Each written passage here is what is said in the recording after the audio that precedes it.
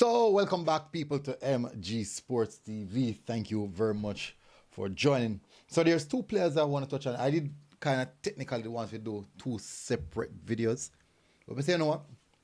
Just say, kill three stones with one bird. That's what I did there. I said, you know, I want us to join them and speak about them in one video. Richard King and Michail Antonio. But as you know, before we do before we doing that, we have to do the YouTube stuff by hitting the like button, hit the subscribe button. People may tell us the place setups are right now fall and me a burn up Portmore hat.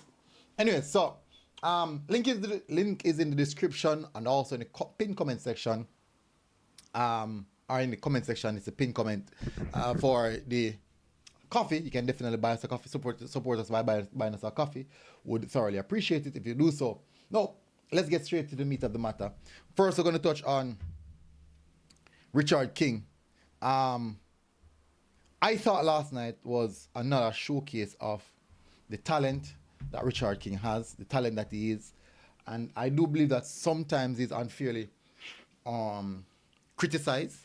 But last night, I think a lot of persons would have seen when he came on what he provides or what he gives to the team. Now, he's the type of player, though, where, you know, I think a lot of coaches kind of afraid him type of defender there. Them play high risk, quite risky. So he's very, very calm, very technical, quite an intelligent defender. But he plays a possession-based type system. And he will take onto the ball. He invites the press. I don't know if coaches don't like that. But what happened is that because of how he plays, his team will technically hold a bit more possession of the ball.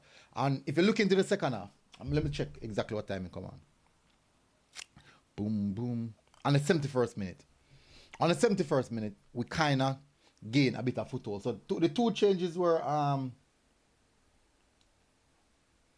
we got a bit of control in midfield when Kera Anderson came on. Unfortunately, Damien Lowe could not continue. So we got a bit of control in the midfield when Anderson came on in the second half. But we got more control of the game in general when Richard King came on.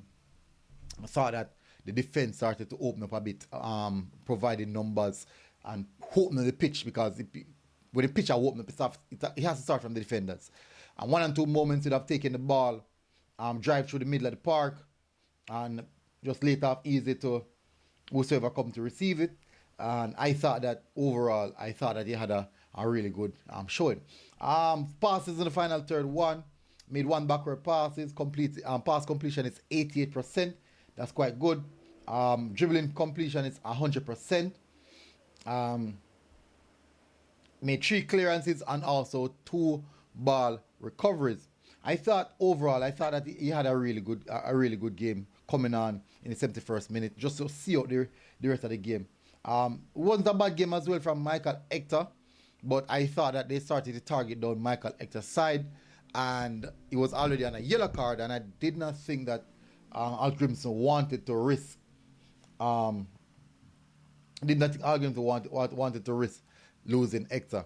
So we saw the youngster in Richard King coming on, and I have to say I was quite impressed with his performance coming on. Some clearance, some edit clearance, and also just the composure that he gave to the back line. Kind of similar to Hector, I think, where all them play kind of composed, because Hector is also a composed player. If I'm being honest, I don't think Hector did really have the best game, but it was an okay game for me. But one of the key things that Richard King brought to the defense was he was quick. He has some pace. So he has a better recovery pace than Hector. But overall, I thought it was a good showing for Richard King. One in which I do think a lot of persons would have agreed with me. I think a lot of persons agreed with me on that. But that's how football is. We're going to touch now on Michail Antonio, and a player I thought that brought a bit of frustration to the supporters. Yeah, the supporters were frustrated because there's a lot of high hopes on Michail Antonio, what he can provide, what he can do, and because of that, the expectations for him are totally different. Totally different. For example, when you see Kaim Dixon on the pitch, the expectation on Kaim Dixon will be totally different from expectation on Boza and also on and Michail Antonio. Just the same, the expectation on Boza versus Michail Antonio. There's more expectations on Michail Antonio because the level is he playing and what we know that he can provide. No, fun fact, Michail Antonio hasn't scored for us in like about 2 years. I think 2022 was the last time he scored, which was a goal at our national stadium versus USA. If I'm being detailed on that.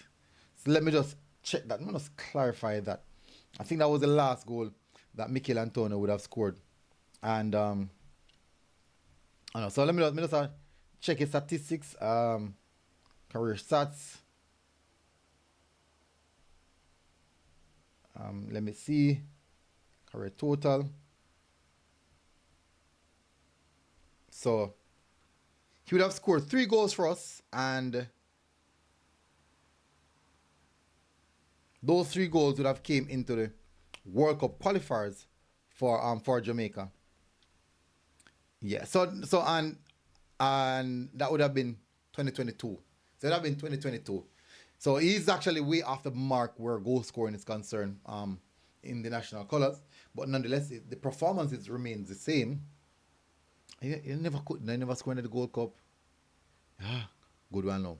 Anyways, now beyond that, when I speak about just the performance yesterday, I do think that he had a frustrating game, and he was clearly and visibly